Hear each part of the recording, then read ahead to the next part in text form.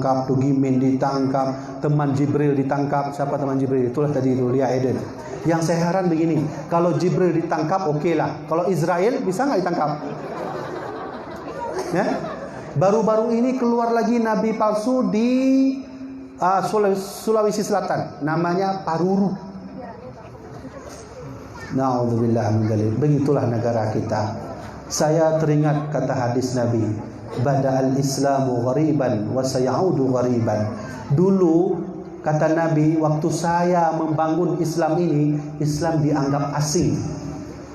Waktu saya berdakwah, kata Nabi, saya dianggap asing sama keluarga saya. Wa sayaudu ghariban. Nanti di akhir zaman Islam juga dianggap asing. Fatuba lil ghuraba, maka berbahagialah orang yang asing. Apa maksudnya berbahagia orang yang asing? Banyak orang tak mau lagi maulid, kita mau dah. Yang tak mau datang ke majelis ilmu, kita mau dah. Banyak lagi orang yang tak mau datang ke majelis tempat kita berzikir, kita mau dah datang. Sekarang banyak orang anak muda di warung kopi semua buka PUBG, Mobile Legend, apa lagi? Mana anak muda? Itu dia. Ya, apalagi game-game itu saya nggak hafal tuh. Apa? Kok dia yang jawab? Biasanya yang laki-laki. Ya, waduh banyak sekali game Mobile Legend. Mobile Legend dah mau musnah dah. Dulu COC, ya. Apa artinya itu? Kelas apa itu? Habis semua anak muda di sana. Saya teringat kata Rasulullah, kata Nabi Muhammad, laban khusyaikumul azab as-sabba. Kalau tak ada lagi anak muda yang khusyuk beribadah kepada Allah, la sabba alaikumul azab as-sabba. Allah akan mengazab kalian. Coba bayangkan. Rasulullah bersabda, kalau tak ada lagi anak muda yang khusyuk beribadah kepada, yang mau berzikir, yang mau sholat subuh kepada, yang mau rutin sholat dan puasa kepada Allah,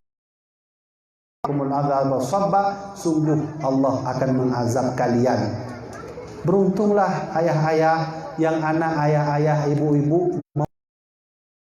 Kenapa? Kita sedang menciptakan anak muda yang khusyuk beribadah. Ada lagi anak muda yang la sabba alaikum. Sungguh Allah telah yang mana teguh? Yang main game? Bukan, yang khusyuk beribadah kepada Allah. Ada 4 sebenarnya yang membuat begini. Nabi Nuh umurnya 950 tahun. Beliau diutus oleh Allah untuk memberi risalah. Umur beliau 950 tahun. Yang ikut 14 orang. Riwayat yang ikut 20 orang. Umurnya 950. Umatnya menghina Nabi Nuh. Dia menghina Nabi Nuh, dia mengejek Nabi Nuh. Lalu Allah menurunkan azab kepada umat Nabi Nuh. Dimunculkan air dari selama 40 hari berhenti. Dari lama 40 hari tak pernah berhenti. Banjir bandang, habis semua. Nabi Nuh meninggal. Muncul lagi nabi yang lain, Nabi Lut alaihi salam. Punya umatnya berbuat dosa yang tak pernah dikerjakan pada umat yang sebelumnya. Apa dosa umat Lut? Saling suka sesama jenis. Perempuan suka dengan perempuan, laki-laki suka dengan laki-laki. Diazab oleh Allah. Allah turunkan batu terbakar dari langit. Mereka terkena semua dengan batu-batu itu. Tak habis setelah itu, Allah turunkan lahar gunung berapi dari atas. Mereka ditenggelamkan dengan lahar itu. Coba buka Google hari ini, buka, tulis kaum Sodom. Coba lihat, jasad mereka masih ada. Roti mereka yang sebesar ini, itu masih ada, disimpan. Itu bukti Allah marah kepada umat kaum Lut. Meninggal kaum Lut, Nabi Lut tak ada lagi. Muncul lagi nabi yang lain. Nabi Musa alaihi salam punya umat namanya Fir'aun. Nama itu, saya ingin tanya sama adik-adik dan jamaah sekalian, terulang kembalikah dosa kaum Lut di masa kita? Ya, bahasa lainnya LGBT, ya kan? Terulang kembalikah dosa kaum Nabi Nuh yang dulu menghina nabinya? Juga ada di masa kita. Banyak orang tak percaya lagi kepada Nabi Muhammad, dihina Nabi Muhammad. Terulang kembalikah dosa kaum Musa yang menghina diri Nabi Musa lalu menganggap diri Tuhan? Hari ini ada orang menganggap diri Tuhan. Salah satunya musisi John Lennon, pernah dengar? John Lennon, dia diri Tuhan. Itu dosa kaum Nabi Musa.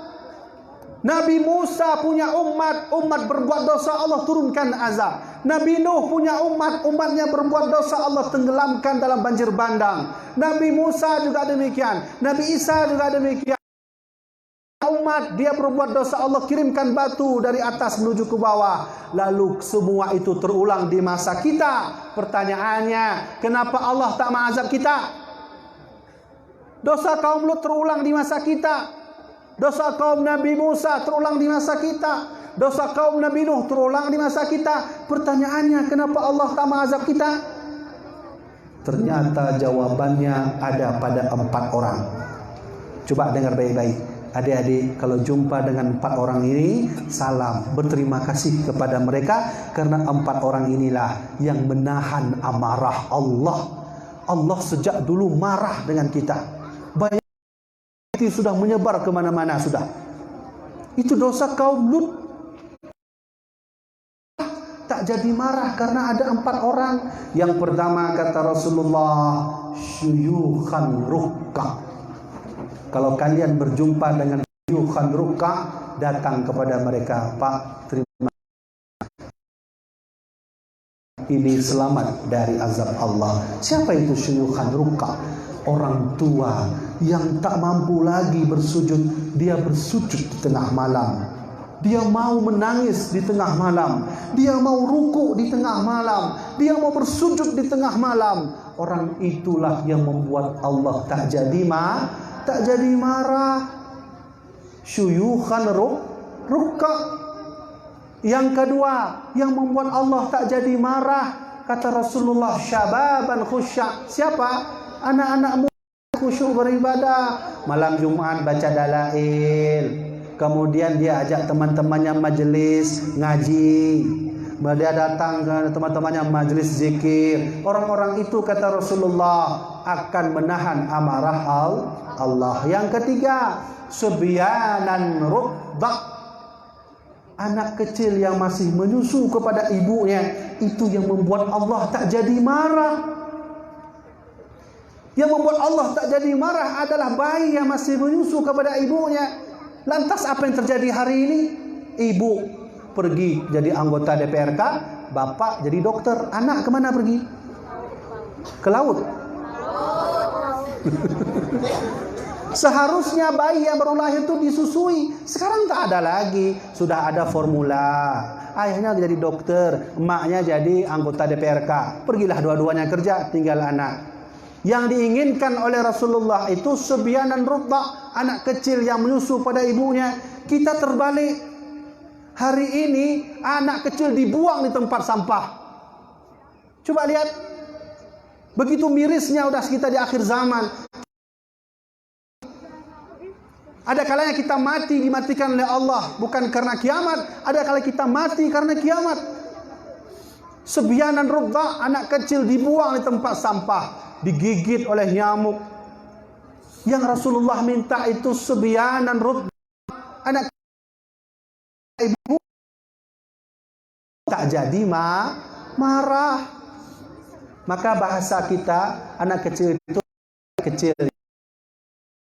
Kenapa disebut orang dulu kita jame menyembah Aceh.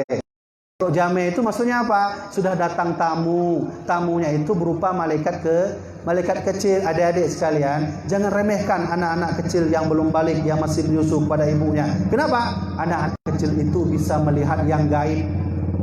Pernah dengar enggak? Ada satu jin namanya jin Sabyah. Pernah enggak? Bukan Sebian yang di YouTube itu. Nanti salah saya lagi, bilang itu jin. Itu yang di YouTube itu Nisa Sebian. Ini Sabian. Silahkan buka Muhtadin jilid 2 bab akikah. Ada satu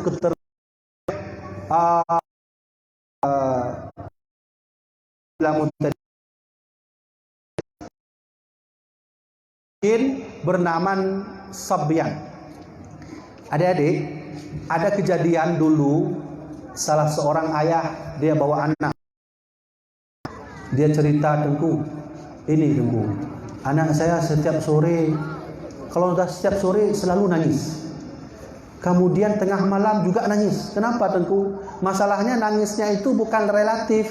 Ini nangisnya berurutan, ada waktu tersendiri. Sore nangis, besok sore nangis juga, besok sore nangis juga. Ketika saya baca itu, hampir saya sebutkan Nisa Sabian. Sabian, jin Sabian itu, dia itu datang di setiap sore. Siapa itu? Jin perempuan yang mencabuli seluruh lahir. Nanti jangan bilang amanah ada, Tengku Habibie bohong. Itu bukan saya bilang. Dalam kitab Sayyidul Muttalib jilid 2. Ciri-ciri Sabian itu datang ke rumah kita. Anak kecil itu menangis setiap sore dan menangis di tengah malam. Satu lagi, kalau anak kecil kita, anak bayi melihat ke atas, ya kan sering lihat ke atas, itu sudah hadir Sabian. Ya ke atas. Maka dibuat begini, biar dia tidak melihat. Coba lihat, malaikat kecil melihat jin, ya namanya Sabian. Oh, banyak sekali jin ifrit, jin saka. Jin ifrit itu di sini, di bawah pusat dia berduduk. Jin ifrit, jin saka di sebelah kiri. Jin Zaknabur, ada satu lagi namanya jin Zaknabur. Ya, dia berada di bawah pusat juga, jin Zaknabur. Ini jin ifrit, ini jin saka, jin Zaknabur di bawah. Ada satu lagi jin qarin di belakang. Nampak nggak jin qarin?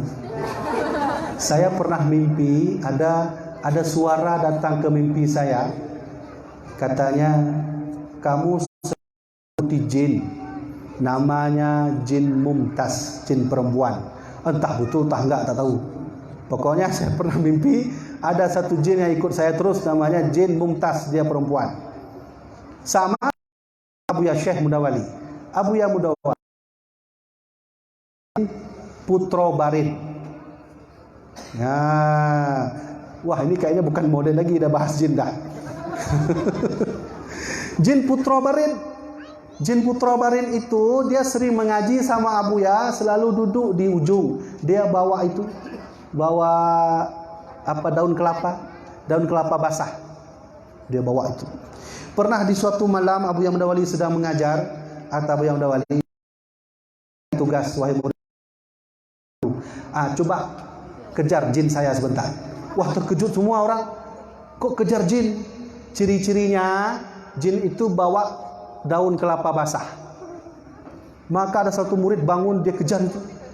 Ternyata nampaklah jin perempuan tadi. Jin perempuan itu, jin Abuya Syekh Mudawali, namanya Putra Barin. Ada jin Rasul. Ya, ada satu jin yang dia di masa Nabi sampai sekarang dia masih ada. Dia tinggal di Baqi' di Madinah. Nah, adik-adik, emak-emak, ayah-ayah mau pergi nanti umrah, datang ke makam Baqi'. Di situ tempat tinggalnya jin Rasulullah. Beliau Al-Huda.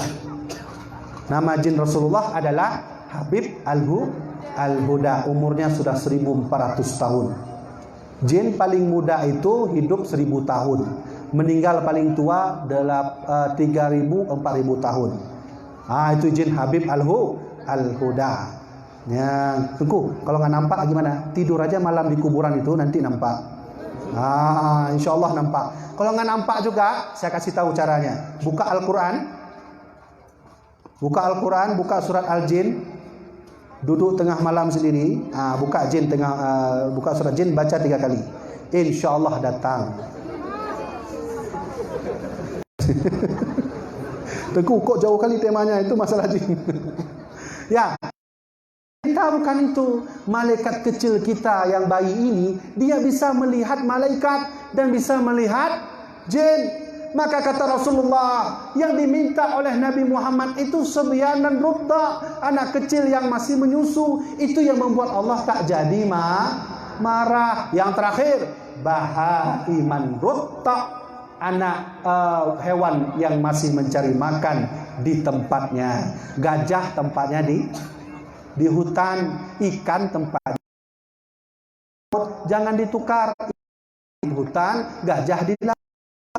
Sekarang ditukar, hutan dibakar. Kenapa gajah turun ke bawah? Karena makanannya kita hilangkan. Maka gajah turun ke bawah. Yang Nabi minta bahaiman rudda, yaitu hewan yang masih mencari makan di tempatnya. Inilah 4 orang yang membuat Allah tak jadi marah. Tapi walau demikian, sekarang ini Allah sedang membuat kita belajar akan satu hal. Adik-adik, buka, ayah-ayah, emak. Sekarang kita sedang melalui peristiwa di mana Allah sedang mengirim satu keajaibannya. Bala tentaranya yang sangat kecil tapi bisa mematikan. Bala tentaranya yang sangat kecil, tapi hari ini jumlah kematian sudah 909 orang. Yang terjangkit sudah 28.000 orang yang ada di Cina. Virus corona itu adalah bala tentara Allah yang Allah kirimkan ke Cina. Setelah mereka menginjak Muslim Uighur, mereka membasmi, hanguskan rumah Muslim Uighur. Lalu anaknya dibuang, ditempatkan ayah-ayahnya di tempat pekerja-pekerja yang sangat keras. Ketika meninggal, Allah marah dengan doanya Muslim Cina Uighur. Allah kirimkan bala tentaranya yang bernama virus corona. 909 orang sudah meninggal, 28.000 orang terjangkit. Tinggal di Indonesia lagi. Sekarang Indonesia masih 0%, belum munculnya virus corona. Kenapa? Karena masih ada 4 orang ini, adik-adik. Syuyukhan ruka, orang tua yang masih bersujud di tengah malam. Bahaiman rudda, hewan yang kita tak ikut campurkan, mereka makan di hutan. Kemudian sebyanan rudda, anak kecil yang masih kita anggap anak, tidak kita buang, masih kita berikan susu. Yang terakhir syababan khusya, anak-anak muda yang khusyuk beribadah kepada Allah. Ini masih di tempat ini. Kalau ini sudah hilang, maka Allah akan mengirim virus corona dari Cina ke sini. Nah, coba lihat. Pernah dengar nggak sejarah Fir'aun? Dulu masa Fir'aun dulu, Allah ternyata pernah mengirimkan satu virus.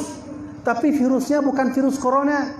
Allah kirimkan kemarau, lalu Allah kirimkan nyamuk dan lalat yang sangat banyak. Termasuk hadirnya kelelawar waktu itu. Kelelawar terbang di atas kerajaan Fir'aun. Diturunkanlah kotoran-kotoran itu. Maka beberapa menteri Fir'aun pun meninggal mati. Itu sudah pernah dimunculkan oleh Allah pada masa Fir'aun. Sekarang Allah menunjukkan kembali. Maka Allah berfirman, wa kullan naqussu 'alaika min anba'i rusul ma nusabbitu bihi fu'adak. Muhammad, aku sudah cerita tentang kisah Nabi Nuh. Muhammad, telah aku ceritakan kepadamu tentang kisah Nabi Lut. Muhammad, telah aku ceritakan kepadamu tentang kisah Nabi Musa. Ma nusabbitu bihi fu'adak. Ku ceritakan itu dengan tujuan hatimu itu bisa mengambil i'tibar atau pelajaran. Baik, ayah-ayah dan tuan hormati, sudah sampai 10:30. Jam berapa tadi? 9:30 kita janji berhenti ya. 10:30. Ya, tadi mulai 9:10. Baik, sebentar lagi kita ada sesi tanya jawab. Yang ingin saya sampaikan dalam Maulidur Rasul ini adalah adik-adikku, ayah dan ibu-ibuku semua. Kita suatu saat nanti akan berangkat menuju Allah. Tidak ada keberangkatan simpan kita mencintai Nabi Rasulullah. Tak ada cara kita belajar sejarahnya. Adik-adik mulailah menghafal berapa anak Nabi, berapa istrinya, siapa. Itu tanda kita mencintai Rasul. Ada pesan khusus untuk ayah dan ibu-ibu semua dari Nabi Muhammad. Apa pesan khusus? Ya, kalau kita punya anak, kata Rasulullah, addibu auladakum ala thalathati khisal. Ajarkan anakmu 3, kata Rasulullah. Ini pesan untuk kita ini. Sebagai ayah ibu yang punya anak, pesan Nabi 3. Addibu auladakum ala thalathin khisal. Ajarkan anakmu 3. Pertama, hubbu Nabi. Ajarkan mereka mencintai Nabi mereka. Panggil anak-anak ke sini sebentar. Anak, ini Nabi Adam, ini Nabi Idris, ini Nabi Nuh, ini Nabi Ismail, ini Nabi Ishaq, ini Yakub, ini Nabi Muhammad. Ajarkan, ini pesan Rasulullah untuk seluruh orang tua. Ini Nabi Muhammad, ini Ahmad Musaddiq, ini Lia Eden, ini Tugimin. Kalau bersalawat, kalau bersalawat sallallahu ala Muhammad, nama Nabi Muhammad enak didengar. Kalau ditugimin tadi gimana? Sallallahu ala tugimin enak. Jangankan ajarannya yang sesat, namanya aja sudah sesat. Nah, begitu pesan kedua Rasulullah. Hubbu ahli baitihi. Ajarkan anak mencintai keluarganya. Sini nak, ini ayah, ini kakek, ini nenek, ini paman, ini sepupu. Begitu cara Rasulullah mengajarkan kita. Yang terakhir, Nabi berpesan kepada seluruh orang tua, qiraatul Quran. Ajarkan mereka baca Al-Quran. Apa sih pahala kita baca Al-Quran? Kata Rasulullah, fa inna qiraatul Quran itulah nanti di hari kiamat Allah akan mengirimkan awan untuk melindungi kita dari matahari yang sangat panas. Itu kelebihan orang tua yang mau mengajari anak baca Al-Quran. Itu pesan Rasulullah. Maka yang ingin saya sampaikan di sini adalah, mari nanti sebelum kita meninggal, dari sekarang kita mulai belajar sejarah Rasul. Adik-adik sekalian, ayah-ayah, mak-mak yang saya hormati, sampai di sini mungkin mau ceramah atau maidah yang dapat saya sampaikan. Sekarang ada beberapa pertanyaan mungkin yang sudah diarahkan kepada saya. Sebelum saya menjawab, saya minta maaf nanti jika jawaban kurang pas. Begitulah ilmu saya. Kalau nanti ada jawaban yang saya tak tahu, maka saya serahkan kepada guru-guru saya yang ada di belakang ini. Nah, jadi mana panitia? Wah, banyak kali kayaknya. Ya, ini aja. Ya.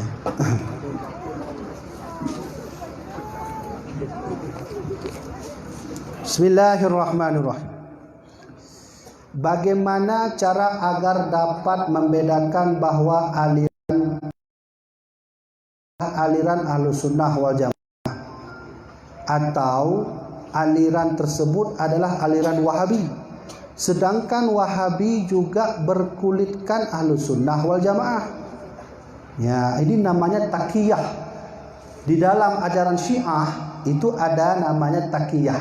Taqiyah itu begini. Saya datang ke kampung ini ketika mana? Saya orang Badar Meriah. Kenapa saya bilang begitu? Biar saya selamat. Ya, selamat. Nanti waktu saya pulang ke Banda, orang tanya, orang mana? Saya orang Banda. Nah, itu taqiyah namanya. Baru-baru ini Wahabi Salafi mengaku diri Ahlussunnah wal Jamaah.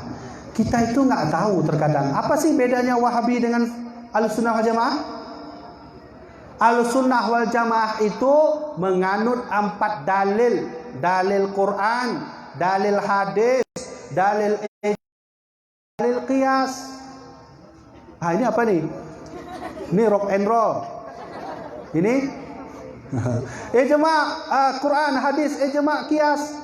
Kalau Wahabi hanya mengaku diri Al-Quran dan hadis saja. ijma, tidak mengakui kias. Mana contohnya? Baru-baru ini mereka mengatakan bahwa salat qada itu kalau salat tertinggal maka tidak boleh lagi diqada. Ya, ada salah seorang ustaz Wahabi bilang kalau kita sudah tinggal salat itu tak lagi diqada. Misalnya hari ini salat Isya tadi kan? Enggak salat Isya, enggak usah qada karena sudah dapat dosa. Ya, padahal di dalam kitab Fiqhul Islam wa Adillatuhu jilid 2, Syekh Wahbah Zuhaili mengangkat riwayat dari seluruh imam, Imam Hanafi, Imam Maliki, Imam Syafi'i, Imam Hambali, seluruhnya sepakat bahwa kalau tinggal sholat diqada. Nah, itu tanda mereka itu hanya Quran dan hadis. Satu, Alaidin dari Sultan Aceh, Raja Sultan Iskandar Muja, Raja Sultan Iskandar Sani, kemudian Raja Sultan Malikus Zahir, Raja Sultan Malikus Saleh, Raja Sultan Ali Mughayat Shah, seluruhnya Ahlus Sunnah wal Jamaah. Ulama-ulama Aceh, Syekh Syamsuddin As-Sumatrani, Hamzah Fansuri, Syekh wal jamaah. Maka kata Rasulullah, la taftariqu ummati ala 30 khisal, ala 73 khisal. Nanti umatku akan terpecah menjadi 73 golongan. Kulluhum finnar, semua masuk neraka illa wahidah, kecuali satu. Apa itu? Ahlus sunnah wal jamaah. Kita ini ahlus sunnah wal jamaah atau ahlus sunnah saja? Ahlus sunnah wal jamaah. Ada orang bilang, bang, saya bukan ahlus sunnah wal jamaah. Jadi apa juga? Saya ahlus sunnah aja, bang. Oh begitu. Bagaimana masuk ahlus sunnah aja, bang? Ya saya nggak. Ya ahlus sunnah aja. Quran hadis, Quran hadis, Quran hadis. Oh begitu. Berarti begini. Ada satu ayat Quran berbunyi, wala taqul lahuma uffin. Jangan kau katakan. Menampar boleh? Boleh nggak menampar mama? Boleh nggak menampar ayah? Tunjukkan dalil Quran. Ada? Ada nggak dalil Quran yang bilang tak boleh nampar mama? Ada? Yang disebutkan, Allahumma ufin, jangan kau katakan kepada orang tuamu. Berarti kalau tampar boleh? Ya. Kenapa tampar tak boleh? Itu hasil ijtihad para alim hadis. Pendapat ulama tidak diambil. Berarti tampar mama boleh. Mau sekolah nggak dikasih uang 2.000, alah mama pun pap sekali misalnya. Oh, baru-baru ini terjadi di berita kemarin saya lihat di Jakarta, seorang anak muda karena sudah maniak game. Itu hati-hati, mana anak muda. Saya sarani jangan terlalu maniak dengan game, bahaya sekali itu.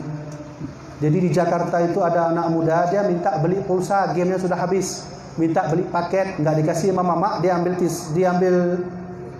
gunting, ditusuk mamanya. Coba lihat, tusuk mama. Ditusuk itu ada dalil nggak? Nggak ada disebut dalam Al-Quran. Jangan kau tusuk mamamu, nggak ada. Ini dia bahaya. Ini beda Ahlus Sunnah wal Jamaah dengan Wahabi Salafi. Sekarang Abuya sedang maraknya Wahabi di Aceh. Tolong Abuya beri solusi bagaimana caranya untuk memberantas Wahabi di Aceh. Bagaimana cara solusinya itu? Caranya 3. Rasulullah bersabda, man ra'a minkum munkaran yughayyiru biyadi. Jika melihat kemungkaran, nih ada orang dia bilang Maulid Nabi bid'ah, saya tak percaya Nabi bid'ah. Bang, duduk dulu bentar, duduk santai, enjoy aja, kopi 2 bang. Nah itu caranya. Jadi begitu cara berdakwah. Kalau berjumpa dengan saudara kita yang sedang dalam berbuat kemungkaran, duduk. Memangnya Wahabi kemungkaran apa yang mereka buat? Mereka meyakini wajah Allah itu mereka meyakini bahwa tangan Allah itu bertangan. Ya. Bahkan ada salah satu Ustaz Wahabi mengatakan tangan Allah ada dua, kedua-duanya sebelah kanan.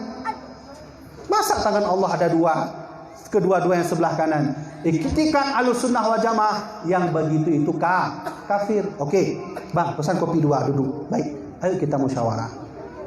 Apa sih yang sedang kau tadi? Begini, terjadilah musyawarah. Man ra'a minkum mungkaran, jika engkau melihat kemungkaran dengan tangan. Tangan itu bukan berarti tonjok dia, bukan itu. Tangan itu kita berikan hadiah, sedekah pada mereka. Tengku, enggak bisa. Fa in lam yastati, jika engkau tak bisa memberikan dakwah dengan tangan, maka falyughayyiru bi lisani, ubah dengan lisan. Cerah. Tengku, enggak bisa juga tengku. Fa in lam yastati, jika engkau tak bisa berdakwah dengan lisan, maka fa biqalbi, engkau berdakwah dengan hati.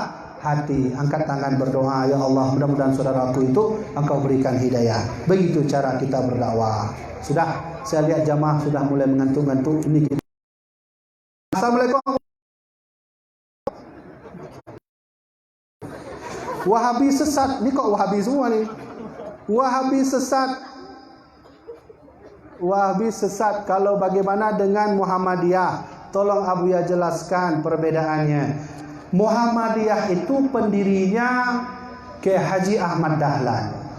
NU Nahdlatul Ulama pendirinya Kiai Haji Hasyim Asy'ari. Kiai Haji Ahmad Dahlan dengan Kiai Haji Hasyim Asy'ari itu satu guru, namanya Syekh Ahmad Khatib, pengarang kitab Nufahat ala Syarah Warakat. Syekh Ahmad Khatib. Muhammadiyah dan NU adalah partai Islam yang sangat berjasa memajukan bangsa Indonesia. Muhammadiyah dan NU adalah dua partai Islam yang saling bersaudara, yang mereka itu telah memberikan naungan akan kemerdekaan bangsa Indonesia. Lalu apa menjadi masalah? Masalahnya Wahabi datang ke Muhammadiyah, dia berlindung di tubuh Muhammadiyah. Ini masalahnya.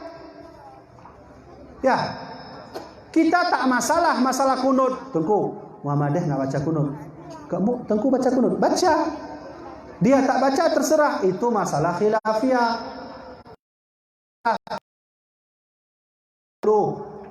Yang itu bagaimana? Saya tarawih 8. Itu tak boleh. Yang boleh itu, hai, saya 8 ya. Bapak 20. Saya lagi enak 8 nih. Besok saya 20 lah. Itu tak masalah. Ini tuh khilafiyah. Ini 8 berantem dengan 20. Yang bahagia ya orang gak sholat taraweh. Dibilang sama temannya, coba lihat kan, udah saya bilang jangan sholat taraweh. Coba ribut-ribut. Oh ya benar juga. Ayo lanjut main game lah dia. Ya, yang tak boleh orang yang sholat 8 rakaat itu menyalahkan 23. Menyalahkan 8 itu tak boleh. Yang boleh silahkan 8, tapi jangan menyalahkan. Silahkan 23, tapi jangan menyalahkan. Tengku, saya nggak sholat boleh, nggak sholat aja boleh. Ya, itu sholat sunnah, ya, sholat sunnah. Maka oleh karena itu, Kiai Haji Ahmad Dahlan itu pendiri Muhammadiyah. Wahabi itu masuk ke tubuh Muhammadiyah. Ini saya beritahu kepada saudara-saudara saya yang Muhammadiyah, ketahuilah, engkau adalah saudara kami. Muhammadiyah saudara kita semua. Di mana kita bersaudara dengan mereka? Karena dulu kita berjuang bersama-sama Indonesia ini. Karena dulu kita bersama-sama memerdekakan negeri tercinta ini. Jangan pernah berpisah. Ketahuilah dalam tubuhmu itu ada orang-orang dari oknum-oknum lain yang berlindung dalam tubuhmu. Mereka itu Wahabi Salafi. Nah, faham kan?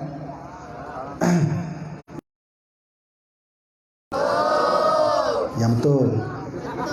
1. Orang yang meninggalkan sholat Jumat, apakah wajib diqadha? Wajib diqadha lah. Tapi sholatnya 4 rakaat.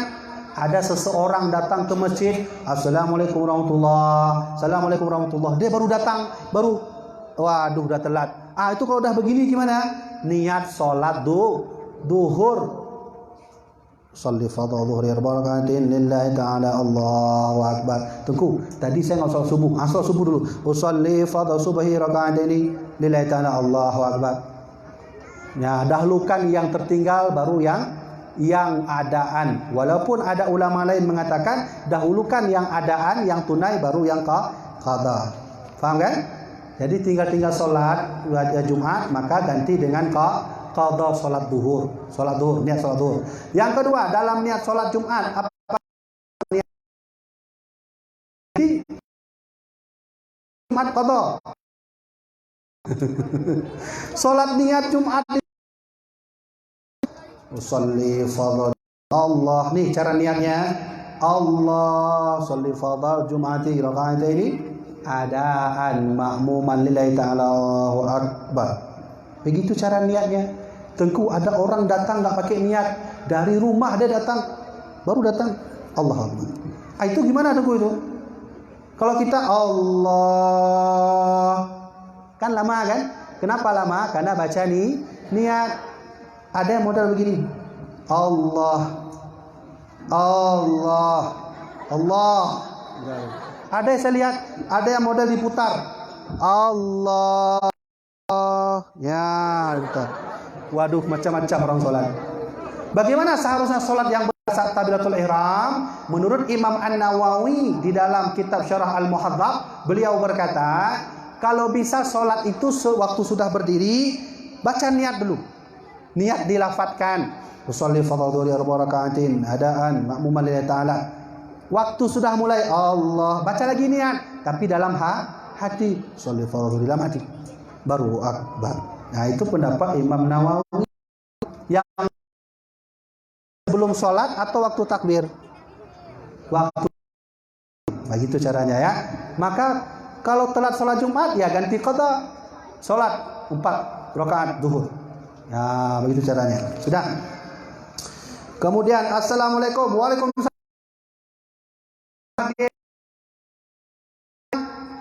Menadah dijadikan masjid, tapi apa nih?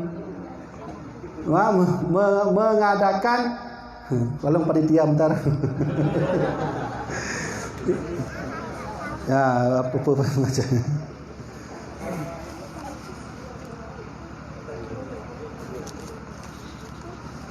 Panitia kami nggak bisa juga hari. Tahu.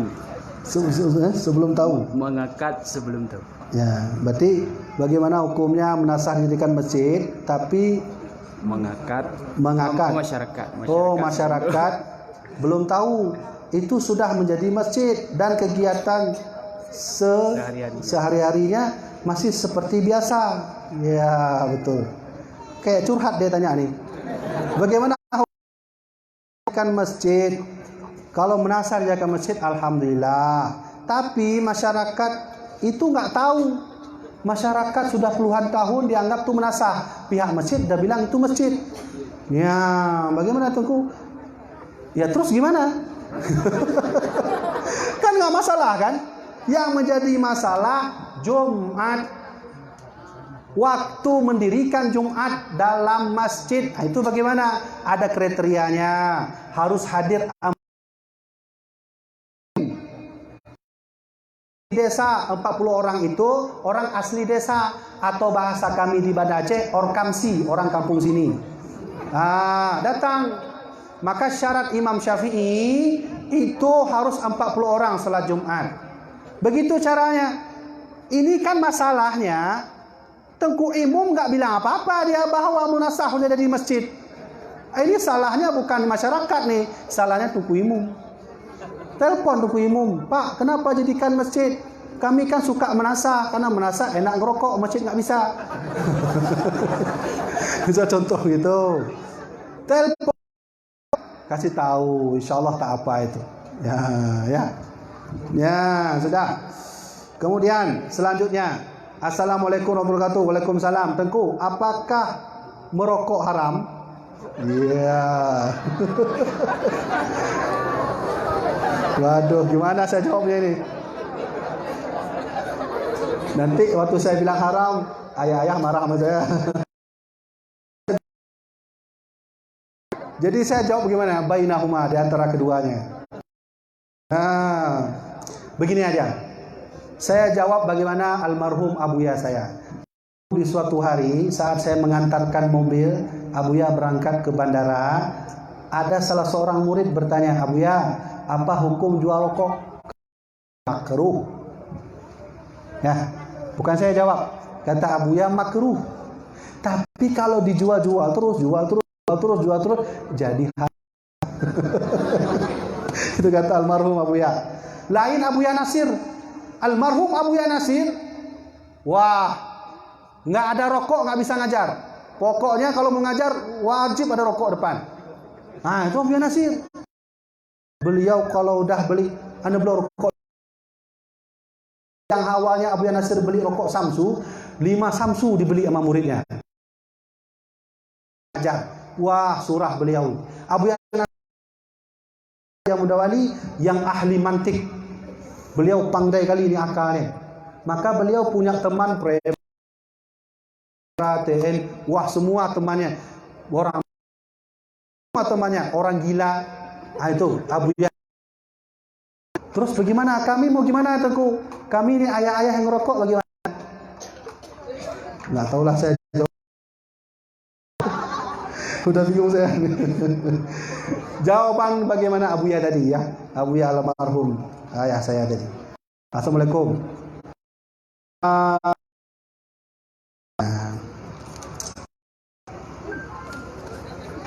Ada ya? Assalamualaikum Tengku. Waalaikumsalam. Sebagai seorang muslim, apakah kita bisa mengidolakan artis Korea?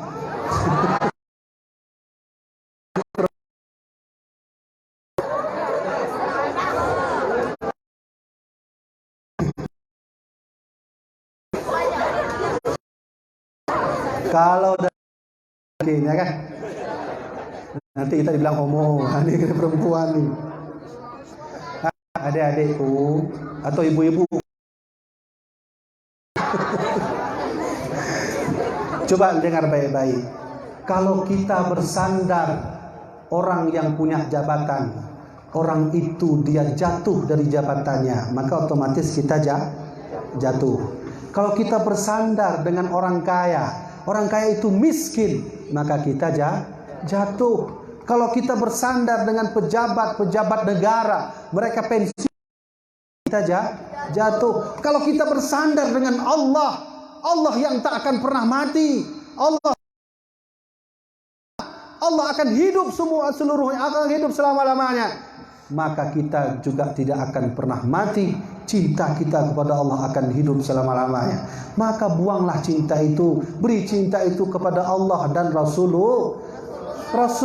Kalau kita cintai, nanti beliau waktu berdiri di titian Siratul Mustaqim, dia tanya, ummati ta'al ummati. Nanti saat kita berhadapan dengan Allah, ibu-ibu, ayah-ayah sekalian, ada satu orang nabi yang mau menanggung kita untuk Nabi Muhammad sallallahu alaihi wasallam. Beliau memanggil kita, ummati ta'al, sini umatku sini. Maka ketika itu Rasulullah bertanya, apakah engkau ada membaca selawat kepada aku? Tidak ya Rasulullah. Maka Rasulullah tak berikan syafaat. Lebih bagus kita mencintai baginda Rasul daripada artis Korea. Ya, saya tambah lagi, artis Korea, tambah koma, artis India, artis apa lagi?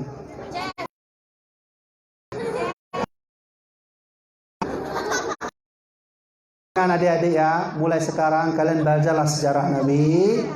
Belajar sejarah Nabi, coba katakan pada Allah, ya Allah, ubahlah hatiku ini ya Allah, kalau aku berikan hanya kepada kekasihmu yang bernama Baginda Rasul. Begitu caranya. Nanti waktu adik-adik meninggal, kecintaan itu akan dibalas oleh Baginda Rasul. Enak kan?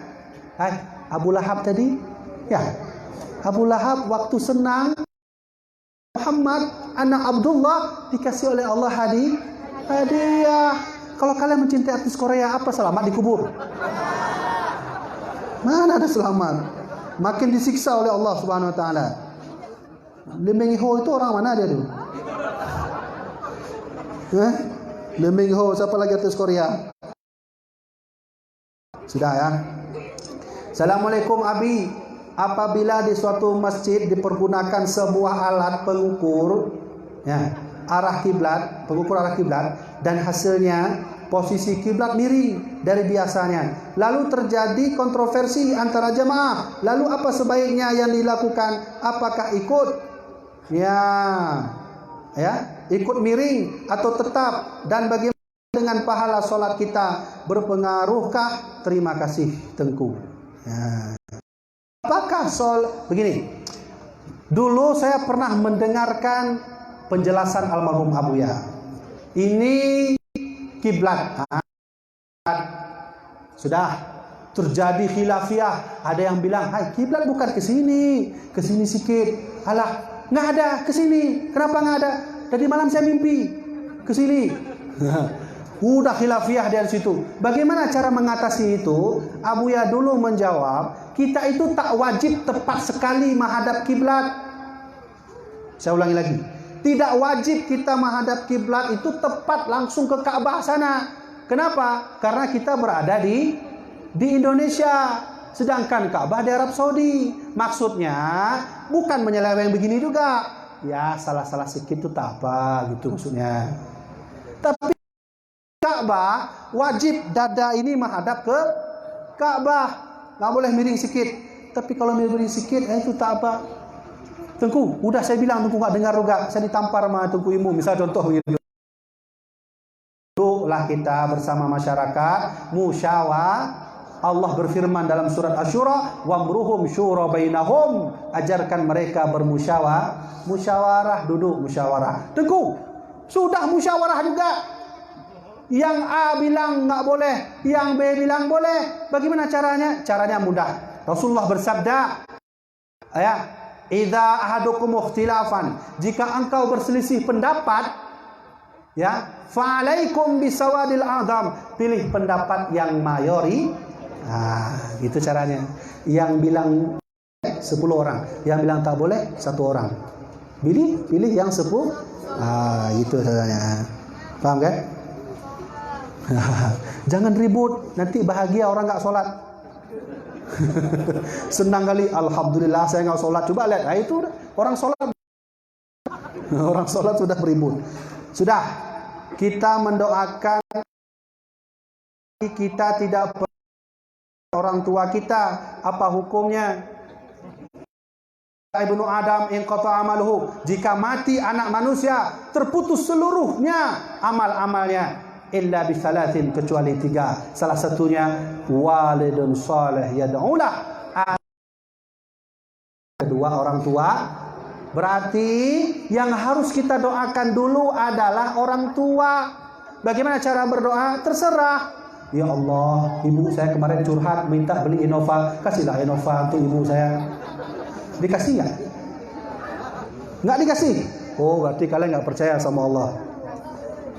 Ya Allah, kasihlah motor untuk saya, motor Vario ya Allah. Karena besok anak saya mau menikah. Ya Allah, Vario tahun 2018, warna hitam ya Allah. Dikasih nggak? Mendoakan pada orang tua. Karena berdoa orang tua itu lebih penting. Wa in jahadaka ala an tusyrika bima laisa laka bihi ilmun fala tuti'huma wa sahibhuma fid dunya ma'rufa. Jika orang tuamu mensekutukan aku, fala tuti'huma, jangan ikut. Wa sahibhuma fid dunya ma'rufa. Walau engkau tak mau ikut mereka mensekutukan aku, tapi berbuat baiklah kepada orang tuamu. Itu perintah Allah. Ya, sudah ya. Ya. Apa hukumnya orang ngambil uang koperasi dan menggadaikan kebun? Bagaimana hukumnya? Wah, kurang kerjaan dia ambil uang koperasi.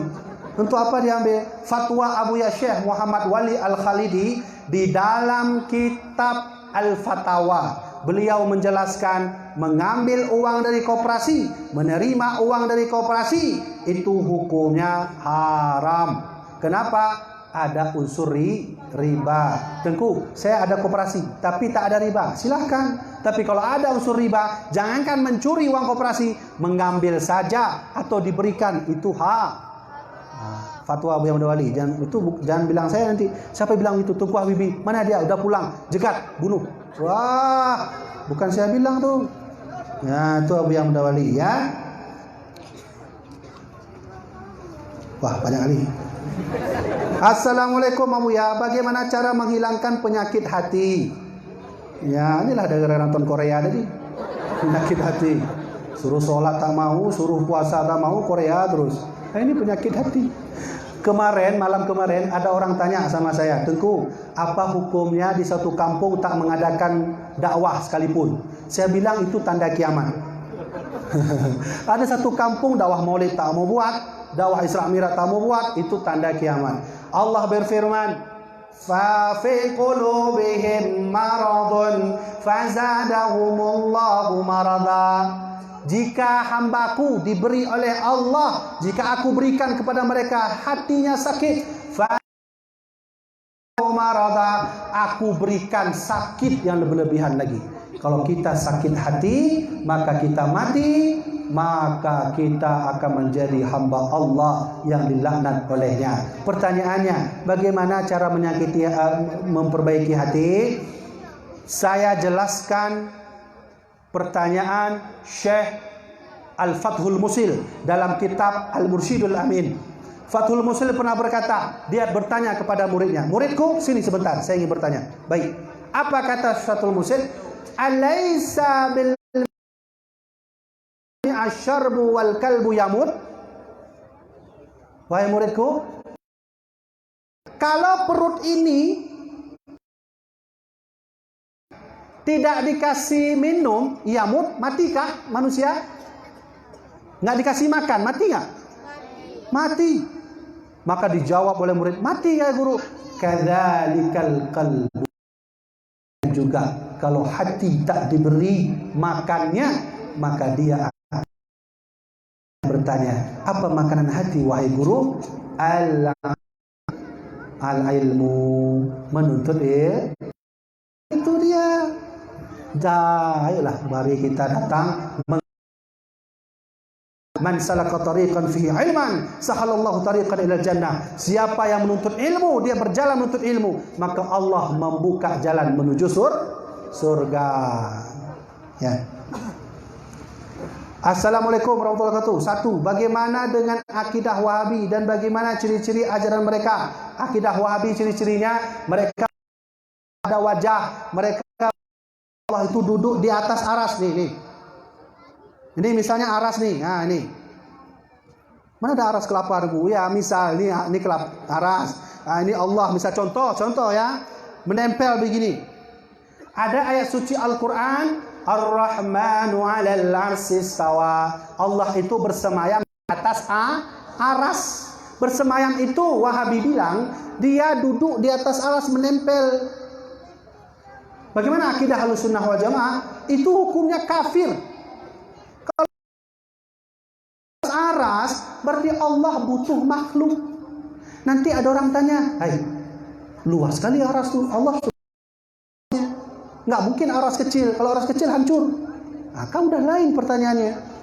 Maka aras yang dimaksudkan ala dalam Al-Quran, ala Ar-Rahmanu 'alal 'arsy istawa. Allah bersemayam di atas aras. Ala dalam bahasa Nahwu itu atas. Dijawab oleh Imam Suyuti di dalam kitab Al-Itqan fi Ulumil Quran. Yang dimaksud Allah bersemayam di atas aras. Nih, saya mau tanya sama jamaah, apa bedanya aqua di atas kelapa begini dan aqua di atas kelapa begini? Ada beda nggak? Bahasa saya sama nggak? Saya ulangi lagi. Dengarkan bahasa saya. Aqua di atas kelapa. Satu lagi. Kelapa, sama nggak? Bahasa saya sama nggak? Waktu melihat beda nggak? Maka dimaksud oleh Imam As-Suyuti, Allah bersemayam di atas aras begini. Maka ala di dalam kitab Ma'anil Huruf ada ala isti'ala hakiki, ada ala isti'ala majazi. Ini namanya ala isti'ala hakiki. Ini namanya isti'ala majazi. Begitu cara memahami Al-Quran. Jangan main telan-telan aja Al-Quran. Dipahami dulu. Ya. Ya, itu ciri-cirinya. Salah satu ciri wabi itu dia meyakini Allah itu berjisim, berbentuk. Yang kedua, bagaimana hukumnya orang selalu mengerjakan sholat sunnah, jangan sunat. Orang yang selalu mengerjakan sholat sunnah, sedangkan sholat fardu yang ditinggalkan enggak pernah diqadha.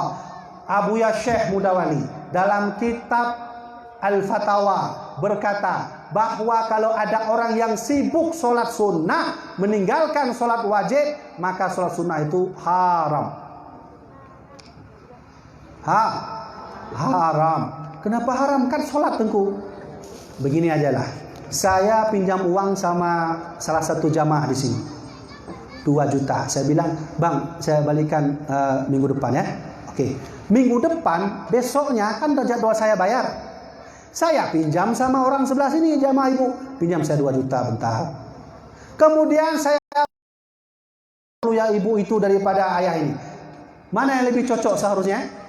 Bayar ke sini dulu kan? Karena sudah kita pinjam dahulu dan akan berjanji lebih dahulu bayar. Begitu juga qadha salat. Qadha salat dulu baru salat sunnah. Itu fatwa Buya. Yang ketiga, apa nih? Babi. Kok ada babi sini? Babi mana hukum? Yang mana hukum memelihara anjing? Ya, bagaimana hukum? Karena berpisah, bagai strip mana? Saya kilat babi. Bagaimana hukum memelihara anjing? Apa hukum melihara anjing? 2 pendapat ulama. Silakan buka kitab I'anatul Talibin jilid 4. Entah jilid 4, jilid 3. Anjing yang boleh dipelihara itu adalah anjing untuk berburu. Ya, anjing untuk berburu. Kita kan tinggal di gunung nih. Ada rusa misalnya kan, boleh kita pakai anjing untuk berburu. Lalu letakkan di mana anjing itu? Boleh kita letakkan di depan rumah, tempat khusus dia. Begitu caranya. Boleh kita pelihara untuk berburu. Dan cara untuk berburu itu anjingnya juga harus khusus. Anjingnya harus dilatih. Betul-betul dilatih untuk bisa berburu. Jangan anjing ompong suruh berburu, mana bisa dia? Anjing yang punya dilatih cara meloncat, cara joget, dilatih semua. Baru bisa. Kemudian ada pendapat ulama lain mengatakan tidak dibolehkan karena tidak masuk malaikat. Jadi tinggal pilih mana. Ya, terserah yang mana ya. Boleh. Selanjutnya. Ya, enggak lama lagi Ibu. Ya, sikit lagi. Sekarang Abuya sedang ini dah nih. Apa hukum memelihara kucing? Ya, tadi anjing, sekarang kucing. Bentar lagi cicak. Memelihara kucing itu bagaimana, Tengku? Boleh saja, yang tak boleh menjual kucing. Bang, bagus nih anggora. Ya baguslah, saya yang punya. Terus bayar, beli. Boleh? Berapa harga? 2 juta. Uang 2 juta kita beli, lalu orang yang menjual kucing itu dimakan uang 2 juta itu, hukumnya haram. Kata siapa? Saya, bukan. Abuya Syekh Mudawali dalam kitab Al-Fatawa. Ibu-ibu jamaah, saya dah bawa buku tuh, fatwa-fatwa. 68 fatwa Abuya Mudawali. Cuman enggak banyak, 20 biji saya bawa. Yang nanti jumpa sama panitia. 68 termasuk fatwa Abuya main bola. Ini dia. Berbahagialah kalian main bola. Malah kata Abuya Mudawali boleh main bola asalkan jangan pakai celana pendek dan menjaga muruah diri. Kalau udah sholat jangan diganti. Waktu sholat main bola, waktu main bola sholat diganti. Itu dia. Nanti kalau mau beli bisa. Melihara kucing boleh, tak masalah. Ilmu kucing itu kan beol ya. Lagi enak-enak makan KFC, beol di kasur kita. Kita sholat di atas itu misalnya, itu tak boleh. Ya, pelihara, ambil dia pelihara tempat khusus. Yang tak boleh menjual harganya. Tengku, begini Tengku, saya suka sekali sama kucing itu. Sampai mimpi saya tengah malam gara-gara kucing itu. Bagaimana caranya? Bang, ini kucing. Iya, punya siapa abang? Iya, punya saya. Berapa? 1 juta. Oke, saya beli. Oh, mohon maaf bang, saya tak mau jual. Karena jual beli kata Tengku Habibie haram. Gimana juga? Begini aja. Kucing Anggora ini sudah saya pelihara. Saya kasih makan, saya kasih minum, saya kasih susu, saya kasih sampo clear, semuanya sudah. Jadi gimana juga abang beli jasa saya aja. Nah, itu boleh. Ya udah, uang 1 juta ini bukan saya beli kucing, saya bayar jasa abang sudah memeliharaku. Nah, itu boleh. Ya, paham kan? Nanti jangan salah surah. Kalau begitu saya beli babi aja lah. Babi tak boleh. Syarat jual beli salah satunya tidak boleh yang bernajis. Hukum memelihara kucing sunnah apabila di rumah banyak tikus. Kalau ada tikus kantor, keluarkan semua tuh kucing. Nah, udah marah anjing tuh kan? Suara anjing tuh kan? Nah, kenapa orang awam yang balik harus mengamal etikat 70? Wah, banyak kali 70. Etikat bukan 70. Dan tambah. Jikalau tidak mengamalkan, maka amal ibadahnya tidak terima. Ya, oke. Kenapa harus kita mengamalkan etikat 50? Wujud, qidam, baqa, sifat Nabi, tabligh, fatonah. Kenapa harus amalkan itu? Karena ada ulama mengatakan siapapun tak mau menghafal dan mengamalkan makna sifat wujud, qidam, baqa itu, maka solatnya tidak sah. Oke, saya ingin bertanya adengku. Di mana yang tidak sah itu apa? Begini. Kalau kita menghadap Allah itu yang paling penting khusyuk, ya kan? Misalnya ada orang tukang becak sholat tak pernah dia jadi imam. Allahu Akbar. Kita mau ikut, sah nggak? Sholat tak pernah dia. Baru itu dia sholat. Mungkin karena ada hilang becaknya dia sholat. Kita itu tak dapat. Maka kata dalam kitab I'anatul Talibin jilid 3, Sufyan As-Tsauri berfatwa bahwa dalam sholat wajib khusyuk. Menurut Imam Ghazali tidak wajib khusyuk, yang wajib mencapai khusyuk. Berarti kesimpulannya waktu sholat perlu khusyuk. Allahu Akbar. Dulu saya diajari sama almarhum abuya saya. Waktu saya dulu sholat, saya diajari. Kata abuya saya, kamu kalau mau sholat itu seperti menghadap komandan. Bagaimana maksudnya abuya?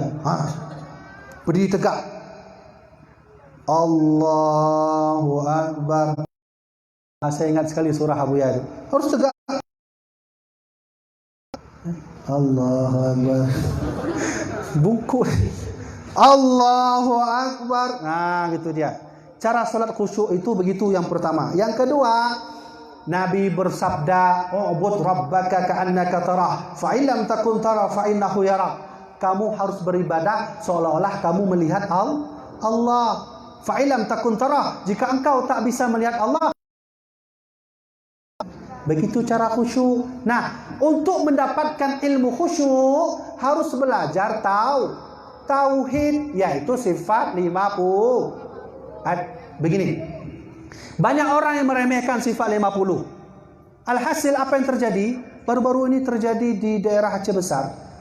Ada orang bertanya, saya nggak sebutkan siapa namanya, orangnya siapa. Dia bertanya, ada orang Cina mau masuk Islam. Dia aneh melihat kita selalu beribadah, menghadap siapa. Dia tanya, kamu menghadap siapa? Jawab. Mau menjawab, Allah turun bentar kami di warung kopi Solong, ya Allah. Apa bilang begitu? Nah, ini fungsi belajar tauhid, termasuk sifat 50 ini. Ada orang tanya lagi, Allah itu di mana, Adik? Allah di atas, Bang. Kalau Allah di atas, di bawah siapa, Adik? Allah di mana? Ya? Allah di atas, Bang. Ditanya, kalau begitu di bawah siapa? Mohon maaf, cuma lihat Pak Jokowi kah? Ya. Begitu juga Allah. Nah, inilah ilmunya. Sudah terakhir, tak ada lagi. Dah habis, saya pun dah capek dah. Abi, bagaimana hukumnya? Jikalau. Ya, tulisannya jikalau seseorang yang sudah berumur, yang sudah mampu, belum juga menikah. Ini siapa nih? Ulang lagi ya. Jikalau seorang yang sudah berumur, yang sudah mampu, beliau sudah berumur, beliau sudah mampu, tapi belum menikah, bagaimana caranya? Tanya dulu sama orang itu, kamu suka nggak sama perempuan? Kalau tak suka, itulah jawabannya. Ya. Atau yang bertanya ini perempuan. Tanya, kamu suka nggak sama laki-laki? Enggak. Itulah permasalahannya, karena nggak suka. Maka nggak nikah-nikah. Ya. Kata Rasulullah, kalau kita menikah, falyatiha rizqa. Kita laki-laki kalau mau menikah dengan perempuan, falyatiha rizqa. Tadi rizki untuk kita. Jadi dengan kita menikah, kita dapat rizki dari Allah Subhanahu Wa Taala. Semua orang, ada orang bilang begini, kamu mau nikah apa? Ada, emas tak ada. Apa mau kasih pasir anakmu? Apa mau kasih pasir istrimu? Itu nggak ada itu. Saya rasa orang ngomong begitu tuh tak berilmu. Anjing aja sampai sekarang hidup kan? Babi hidup nggak? Itu tanda Allah Maha Pengasih. Babi aja hidup, apalagi kita. Ya, maka kata Abu Yahamka, kalau kita hidup hanya makan dan tidur, babi pun bisa. Ya, babi makan tidur, makan tidur. Maka permasalahannya adalah tanyakan dulu kepada orang itu, suka nggak sama perempuan? Suka, Tengku, tapi nggak ada yang cocok. Ya, kalau jawabannya begitu gimana? Nggak ada yang cocok. Datang ke Abu, datang ke Abi, datang ke Pinandaya, bilang carilah saya yang cocok. Udah dikasih sama Abi, nggak cocok juga. Udahlah mati aja lah.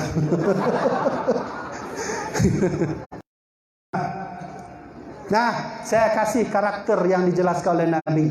Bagi laki-laki, perempuan saya tahu hadisnya. Bagi laki-laki yang mau menikah, kata Rasulullah, fangkihun nisa arba'an.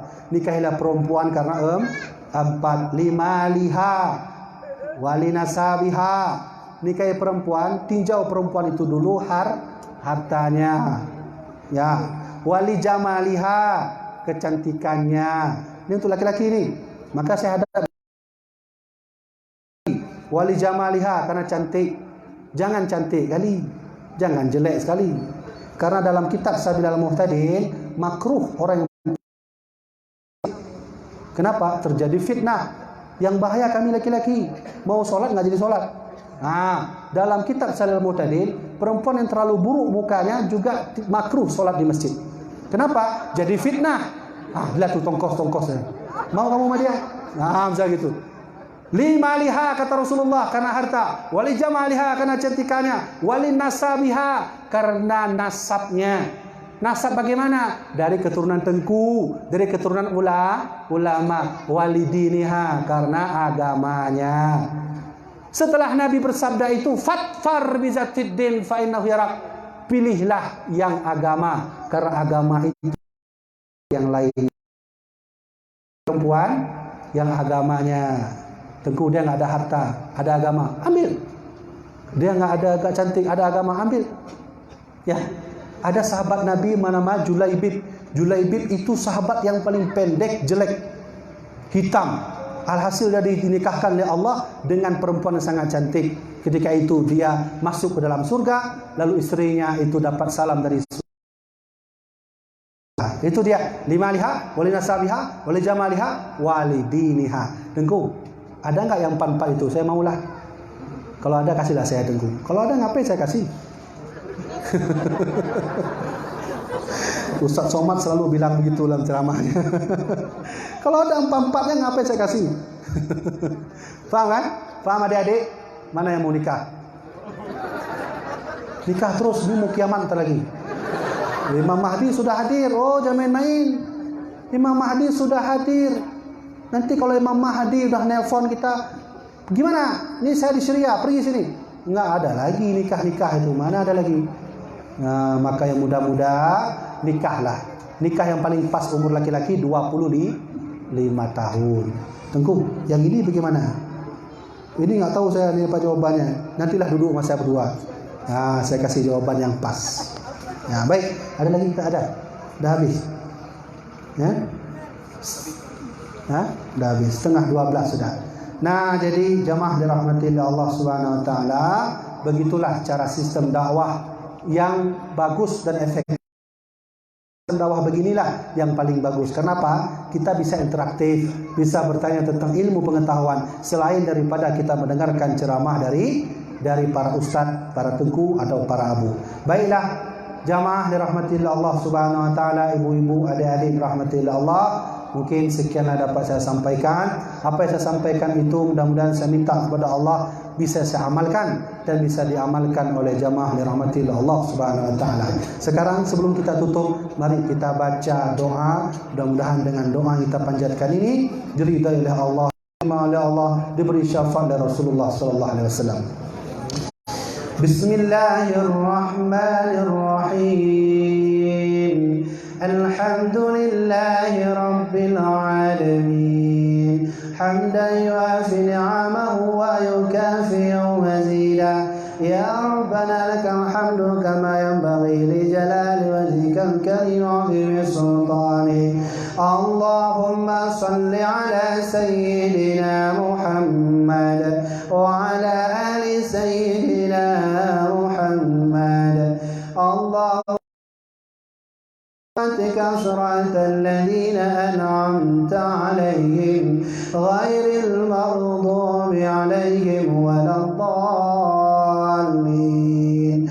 اللهم لا سهل إلا ما جعلته سهلا وأنت تجعل الحزن إن شئت سهلا. اللهم اغفر لنا ذنوبنا ولوالدينا وارحمهما كما ربيانا صغارا ولمشايخنا ولجميع المسلمين والمسلمات والمؤمنين والمؤمنات الأحياء منهم والأموات. اللهم اجعل ديننا دين نبينا محمد صلى الله عليه وسلم وإسلامنا إسلام المسلمين وإيماننا إيمان المؤمنين وصلاتنا صلاة الخاشعين وركوعنا ركوع متواضعين وسجودنا سجود متضرعين وأعمالنا أعمال الصالحين ونيتنا نية المخلصين وذنوبنا ذنوب المستغفرين ودعاءنا دعاء مستجب برحمتك يا الله يا رب العالمين. اللهم أحينا بكلمة لا إله إلا الله وأمتنا بكلمة لا إله إلا الله واجعل قبورنا بنور القرآن واجعل أعمالنا بنور القرآن. اللهم ربنا ظلمنا أنفسنا وإن لم تغفر لنا وترحمنا لنكونن من الخاسرين. ربنا ولا تحمل علينا إصرا كما حملته على الذين من قبلنا. ربنا ولا تحملنا ما لا طاقة لنا به واعف عنا واغفر لنا وارحمنا أنت مولانا فانصرنا على القوم الكافرين. ربنا آتنا في الدنيا حسنة وفي الآخرة حسنة وقنا عذاب النار. وصلى الله على سيدنا محمد النبي الأمي وعلى آله وصحبه وبارك وسلم والحمد لله رب العالمين. الفاتحة ورحمة الله. أعوذ بالله من الشيطان الرجيم. بسم الله الرحمن الرحيم. الحمد لله رب العالمين الرحمن الرحيم مالك يوم الدين. إياك نعبد وإياك نستعين. اهدنا الصراط المستقيم صراط الذين أنعمت عليهم غير المغضوب عليهم ولا